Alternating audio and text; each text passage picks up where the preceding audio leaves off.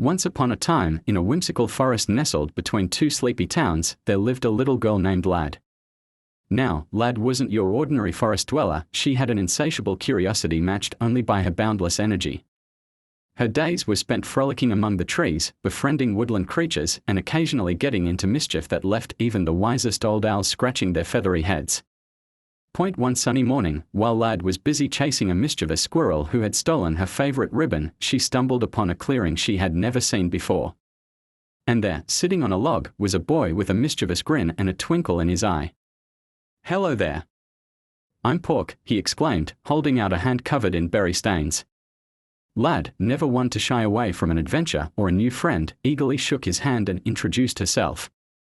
They quickly discovered they shared a love for exploring hidden caves, climbing the tallest trees, and inventing ridiculous games involving acorns and pine cones. Their escapades became legendary in the forest.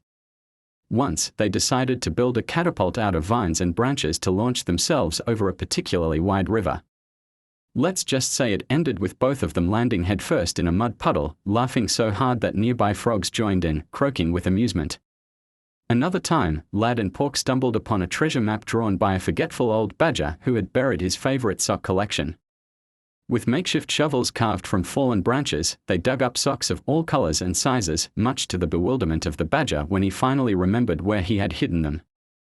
But their most memorable adventure happened when they decided to teach the notoriously grumpy old wizard who lived on the edge of the forest a lesson in kindness. Concoction made from sunflower petals and giggling mushrooms. Don't ask where they found those. They brewed a potion that turned his frowning face into a smile so wide it nearly split his beard in two.